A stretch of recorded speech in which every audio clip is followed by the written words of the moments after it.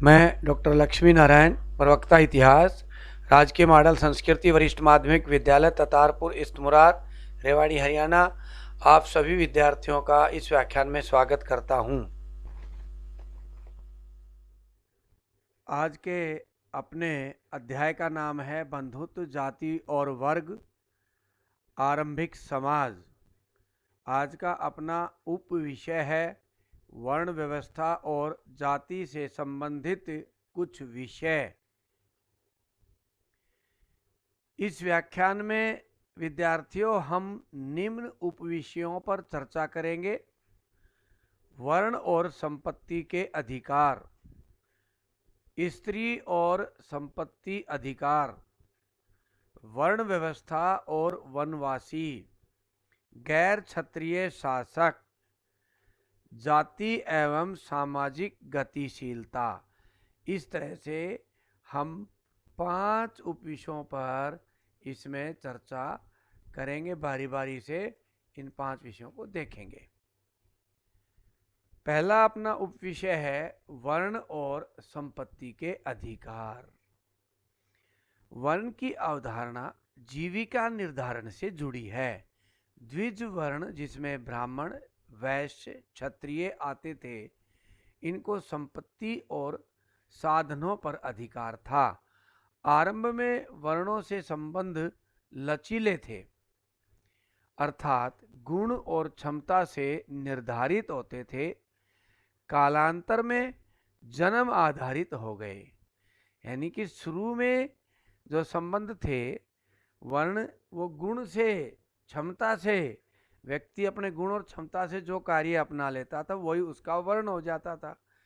परंतु धीरे धीरे हमने पिछले अध्याय में पढ़ाया जैसा विद्यार्थियों, ये जन्म आधारित हो गए।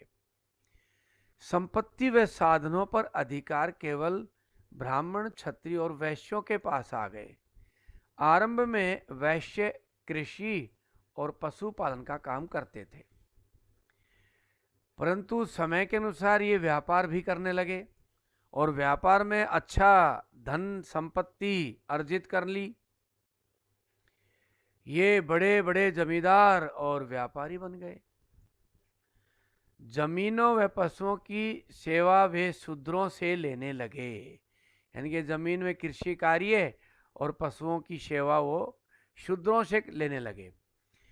धीरे धीरे शूद्रों में शिल्पकार व शिल्प श्रेणियों के प्रमुख प्रबंधक अमीर हो गए। अर्थात विद्यार्थियों, जो शूद्रों में जैसे मूर्ति बनाने का काम करता था, बड़े का काम करता था, कोई अन्य कार्य करता था, बर्तन बनाने के लिए कुंभकार का कार्य करता था, वो भी बहुत अमीर हो गए। इनके वर्ण भी बदलने लगे। फिर ये यानी कि अमीर होने पर वर्ण बदलने लगे। वर्ण व्यवस्था कमजोर पड़ने लगी तो धर्मशास्त्रों में वर्ण नियमों को संहिताबद्ध किया गया फिर, और संहिताबद्ध करके उस पर पालन करने पर जोर दिया गया। बौद्ध ग्रंथ मध्यम निकाय में अवंती पुत्र और कंचन दो की वार्ता से पता चलता है, यदि शूद्र अमीर है तो वह ब्राह्मण, क्षत्रिय और वैश्य को अपना आज्ञावाही सेवा बना सकता है। अर्थात उस समय ऐसा था कि यदि शूद्र के पास अच्छा पैसा है, जैसा कि हमने अभी पढ़ा, अच्छे मूर्तिकार, शिल्पकार, स्वर्णकार ये लोग थे, इनके पास जमीनें नहीं थी, इनके पास पशु नहीं थे, परंतु अन्य कार्य करते थे, इनके पास बहुत धन संपत्ति आ गई, तो ये ब्राह्मण, क्षत्रिय और वैश्यों में से गरीबों को अपने यहाँ नौकर रख सकते थे। याज्ञवल्क्य स्मृति में शूद्रों को कृषक, व्यापारी और कारीगर बनने की अनुमति भी दी गई है। इस तरह से सद्दलपुत्र नामक एक धनी कुंभकार का हमें पता चलता है, जो 500 कार्यशालाओं का मालिक था, यानी कि 500 उद्योग लगे हुए थे उसके। नौकाओं के माध्यम से अपना माल बंदरगाहों तक ले जाता था, यानी कि गंगा नदी के माध्यम से और बंदरगाहों तक उसका माल जाता था। इस तरह हम देखते हैं कि सभी वर्ण किसी न किसी प्रकार संपत्ति के मालिक थे, फिर भी शूद्रों की स्थिति ठीक नहीं थी। कई जगह ब्राह्मणों के भी गरीब होने का वर्णन आता है।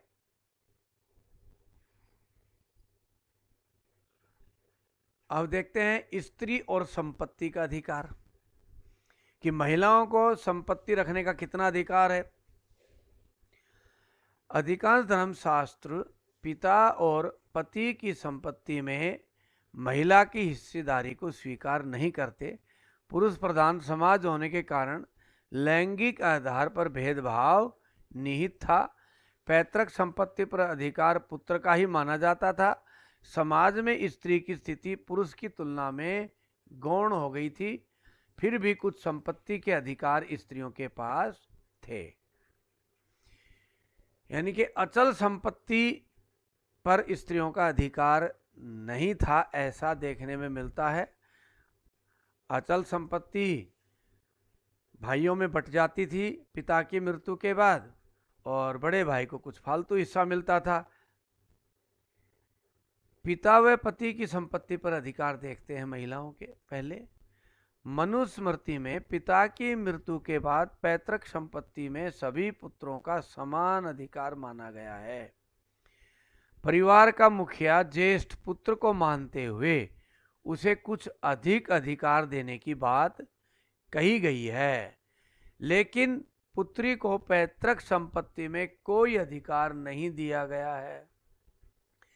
इस प्रकार आप स्तंभ, वशिष्ठ और गौतम जैसे शास्त्रकारों ने पिता की संपत्ति में पुत्री के अधिकारों को पूर्णतः नकारा है। यानी कि आप स्तंभ, वशिष्ठ और गौतम उस समय के कानूनविद कह सकते हैं, शास्त्रकार का अर्थ। ये कहते हैं कि पुत्री का कोई अधिकार अचल संपत्ति पर नहीं होता। पुत्र ना होने की स्थिति में भी पुत्री को अधिकार नहीं दिया गया है। यानी कि पुत्र ना होने की स्थिति में दत्तक पुत्र ले सकते हैं।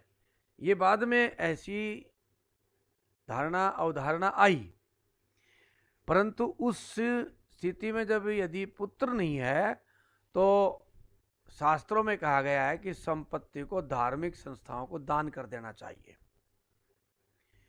इस तरह पति की मृत्यु के बाद संपत्ति में विधवा के अधिकारों को भी मान्यता नहीं मिली है।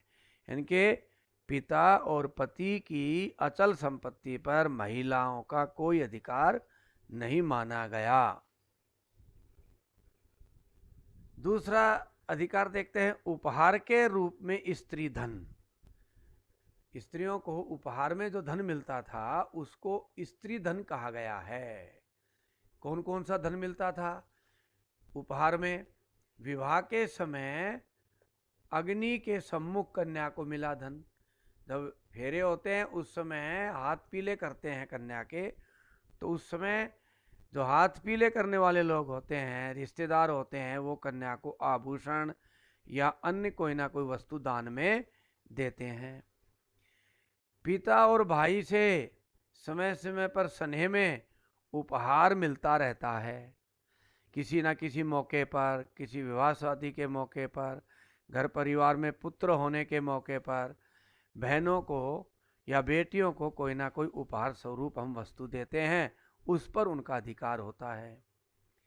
विदाई के समय मिली भेंट, जब पुत्री या बहन अपने यहाँ से विदा होती है, कभी भी आती है, तो कुछ भेंट हम उनको देते हैं, उस पर उसका अधिकार होता है। विवाह के बाद पति से मिलने वाले उपहारों पर भी स्त्री का अधिकार होता है। विभिन्न अवसरों पर पिता, पति, भाई व अन्य रिश्तेदार उन्हें भेंट देते हैं, उस पर भी महिला का अधिकार माना गया है। इसी को स्त्री धन कहा गया है। मनुस्मृति में स्त्री धन के बारे में कुछ चेतावनी भी दी गई है। क्या चेतावनियां हैं देखते हैं एक बार। स्त्री को अपने पति की अनुमति के बिना धन का गुप्त संचय नहीं करना है। व्यभिचारिणी, निर्लज्जा, अर्थनाशनी, यानी कि चरित्रहीन स्त्री यदि हो जाती है तो उसको भी स्त्री धन से वंचित किया जा सकता है, यानी कि उसके गहने, उसके उपहार उससे छीने जा सकते हैं। विपत्ति काल में भी स्त्री धन का प्रयोग किया जाता रहा है। परिवार में टोटा आ गया, कर्जा हो गया, नुकसान हो गया, तो ऐसे विपत्ति काल में स्त्री धन का प्रयोग परिवार में कर लिया जाता है। इस तरह से स्त्री धन पर भी प्यारे विद्यार्थियों हम देखते हैं स्त्री का या महिला का अधिकार संदेहजनक हो जाता है। पुरुष प्रधान समाज है, वो स्त्री के गहनों पर और अन्य उपहारों पर अपना अधिकार कभी ना कभी जता देता है। कुलीन परिवारों में स्त्री की स्थिति देखते हैं। अब तक तो हमने पढ़ा सामान्य परिवारों में। कुलीन परिवार यानी कि बड़े राजघरानों में, राज परिवार व कुलीन परिवारों में भी स्त्रियों की स्थिति पुरुषों की तुलना में गौण ही रहती थी, कोई बढ़िया नहीं थी। फिर भी जनसाधारण की स्त्रियों की अपेक्षा कुलीन परिवारों की स्त्रियों की स्थिति अच्छी थी। वे दान आदि देने में आगे रहती हैं। जैसे हम पढ़ चुके हैं, गुप्त काल में प्रभावती ने जमीन दान दी। ये चंद्रगुप्त विक्रमादित्य की बेटी थी और वाकाटक वंश में ब्याही थी, तो इसके द्वारा जमीन दान देने का एक लेख हमें मिलता है। तो इससे पता चलता है कि कहीं ना कहीं उनका अचल संपत्ति पर अधिकार किसी न किसी रूप में रहा होगा। अधिकार नहीं रहा होगा तो वो संपत्ति, अचल संपत्ति दान देने का अधिकार रखती थी, जो उनके पुरुषों की सहमति से होता होगा दान देने का अधिकार। सामान्य स्त्रियों को समाज में अधिक स्वतंत्रता थी। वे खेत खलिहानों में तो घूमने के लिए निकलती थी, जबकि राजमहलों की स्त्रियां तो महलों की चार दीवारी में बंद रहती थी। स्त्री को संपत्ति ही समझा जाता था एक तरह से। अपनी स्त्री को अपनी संपत्ति कैसे समझा जाता था? हमें उदाहरण मिलता है महाभारत का, द्रौपदी का उदाहरण, कि द्रौपदी को उनके पति उसको दांव पर लगा देते हैं संपत्ति की तरह। अगला अपना विषय है वर्ण व्यवस्था और वनवासी। निसंदेह वर्ण व्यवस्था का प्रभाव भारतीय महाद्वीप में देखने को मिलता है। फिर भी ऐसे बहुत से क्षेत्र और वनवासी कबीले थे जो इसकी परिधि से बाहर रहे। ये लोग उत्पादक नहीं बने, अर्थात ये कृषि और पशुपालन कार्य से दूर रहते थे। ये जंगलों में रहते थे, शिकार करते थे, कंदमूल खा लेते थे, कभी कभी समाज में निकलते थे, आते थे। इन्हें निषाद शब्द से संबोधित किया जाता था, यानी कि वनवासियों के लिए निषाद शब्द प्रयोग में होता रहा। हमने एकलव्य को महाभारत में पढ़ा है, इसी समुदाय से संबंधित था। दूसरा उदाहरण भीम और हिडम्बा का विवाह का उदाहरण हमने देखा है। महाभारत की ये दोनों कथाएं वनवासियों से संबंधों पर प्रकाश डालती हैं। जो संस्कृत का ज्ञान नहीं रखते थे उनको हे माना जाता था तथा मलेच्छ कहा जाता था।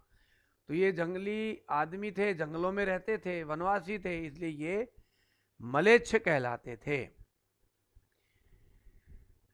भीम ने हिडम्बा से विवाह तो किया और एक संतान घटोत्कच नाम की पैदा भी हुई, परंतु हिडम्बा को ये अपने साथ राजमहलों में नहीं लाए।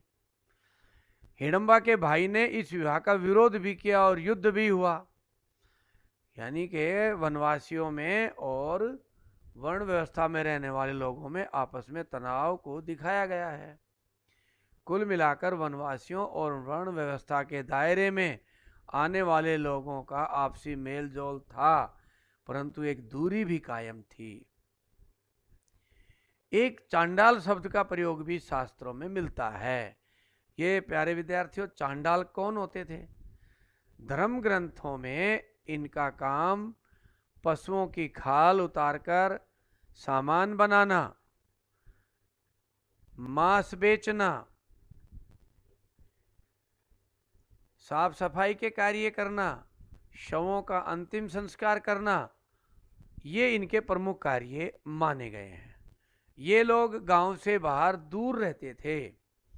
इस प्रकार के कार्य कुछ वनवासी लोग भी करते थे और कुछ समाज में रहने वाले लोग भी करने लगे थे। तो जो समाज में रहने वाले लोग करते थे उनको गांव से थोड़ा दूर रहते थे और इनको अपवित्र व अछूत माना जाने लगा था। परंतु चांडाल और उच्च वर्ण के लोगों के संबंधों पर भी अनेक कथाएं हमें पढ़ने को मिलती है। जैसे मातंग और दित्य की कथा मिलती है। मातंग चांडाल था। एक दिन वो नगर में आ गया तो एक सेठ की लड़की दित्य की नज़र उस पर पड़ गई। उसने कहा कि मैंने चांडाल को देख लिया, मेरी आंखें अपवित्र हो गई है, मैं अपवित्र हो गई हूँ। सारे परिवार ने कहा कि तू अपवित्र हो गई है। उसने अपनी आंखें भी धोई परंतु कहा नहीं, तुम तो अपवित्र हो गई हो। मातंग बड़ा आहत हुआ इस बात से। कहते हैं कि वो उस सेठ के वहीं पर धरना देकर बैठ गया, भूख हड़ताल कर दी। कुछ दिनों बाद सेठ ने अपवित्र हो गई दित्य को अपनी लड़की को मातंग को सौंप दिया। मातंग दित्य को लेकर के अपनी चांडाल बस्ती में आ गया। वहां आकर के वह घर त्याग देता है, यानी कि मातंग घर छोड़कर चला गया और तपस्या की, शास्त्रों का अध्ययन किया और एक ऋषि बन गए, परंतु चांडाल ही कहलाते रहे। दित्य के इधर मातंग से एक पुत्र मांडव्य पैदा होता है और मांडव्य बहुत दानी था, रोज 16,000 ब्राह्मणों को भोजन कराता था। एक दिन मातंग वहां भोजन करने आता है तो मांडव्य कुमार यानी कि उसी का पुत्र उसको दुत्कार कर भगा देता है कि ये चांडाल कहाँ गया, और उसको भोजन नहीं मिलता। मातंग चला जाता है। जब दित्य को पता चलता है कि उसने अपने पिता का ही अपमान कर दिया तो उसको बुलाती है। तब मातंग कहता है कि मैं मांडव्य कुमार को माफ कर दूंगा यदि मांडव्य कुमार मेरे इस कमंडल से जो भोजन है उस भोजन को ब्राह्मणों को करवाए। और इस तरह से पता चलता है कि चांडाल से पैदा होने के बाद भी मांडव्य कुमार ब्राह्मणों में शामिल हो जाता है, यानी कि उच्च वर्ण में आ जाता है। तो इस तरह की कहानियां अनेक बातों पर प्रकाश उस समय वर्ण व्यवस्था पर डालती हैं। इसी तरह का एक कहानी और मिलती है। सत्यकाम नाम का एक बच्चा होता है, वो दासी का पुत्र होता है। वो भी ब्राह्मणत्व को प्राप्त करता है। अब देखते हैं गैर क्षत्रिय शासक कौन कौन हुए। क्या वर्ण व्यवस्था के दौर में जिसमें यह निश्चित हो गया था कि राजकार्य व युद्ध, समाज की रक्षा व शासक बनने का दायित्व सिर्फ क्षत्रिय के पास था, तो क्या गैर क्षत्रिय शासक नहीं बने? शासक वर्ग में वर्ण व्यवस्था का पालन किस सीमा तक हुआ, इस पर नजर डालते हैं। इस अवधि में हमें सभी शासक क्षत्रिय नहीं मिलते, गैर क्षत्रिय शासक अनेकों आते हैं। बारी बारी से नजर डालते हैं। ब्राह्मण शासक कौन कौन हुए इस समय में? होनसांग के समय में उज्जैन व महेश्वर के राजा ब्राह्मण थे। शुंग वंश व कौवंश के शासक भी ब्राह्मण थे।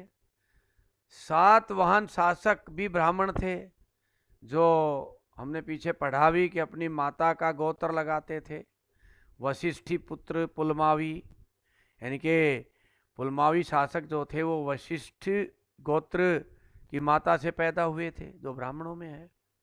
गौतमी पुत्र सातकर्णी, यानी कि उनकी माता गौतमी गोत्र की थी। तो इस तरह से सातवाहनों को भी ब्राह्मण माना गया है। शूद्र शासक कौन कौन हुए? ब्राह्मण ग्रंथों के अनुसार चंद्रगुप्त मौर्य शूद्र वंश से था, जिसको चंद्रगुप्त को चाणक्य ने शासक बनाया। सौराष्ट्र, अवंती और मालवा में भी शूद्र शासकों का राज रहा है। वैश्य शासक, यानी कि वैश्यों में कौन कौन राजा हुए? राजा हर्षवर्धन का वर्णन आता है, जो वैश्य कुल से संबंध रखते थे। ऐसे ही विदेशी और मलेच्छ शासक भी हुए हैं। विदेशियों में हमने कुषाणों को पढ़ा, ये विदेशियों को मलेच्छ माना जाता था। तो कुषाण शासक यहाँ हुए, परंतु बाद में वो शैव धर्म और बाद में बौद्ध धर्म भी इन्होंने अपनाया। इसी तरह से शक शासक हुए, ये भी मलेच्छ कहा गया है ब्राह्मण ग्रंथों में। इन्होंने भी भारत के बहुत अधिक हिस्से पर लंबे समय तक राज किया है। तो इस तरह से मलेच्छों का भी भारत में राज रहा है, परंतु ये सब धीरे धीरे किसी न किसी वर्ण में शामिल कर लिए जाते थे उनके कर्म के अनुसार। ये हमें हमारे जाति व्यवस्था, वर्ण व्यवस्था में गतिशीलता को भी बताता है, जो आगे हम पढ़ेंगे। जाति और सामाजिक गतिशीलता। हमने अब तक वर्ण और जातियों के बारे में विस्तार से जाना। जैसे जैसे पेशे बढ़ते गए, वैसे वैसे काम भी बढ़ते चले गए और बढ़ते भी चले गए। वर्णों में अनेक उपवर्ण बन गए, जो जातियां कहलाई बाद में। क्या इन वर्ण और जातियों को बदलना संभव था? क्या जातियां बदली जा सकती थी? इस पर नजर डालेंगे।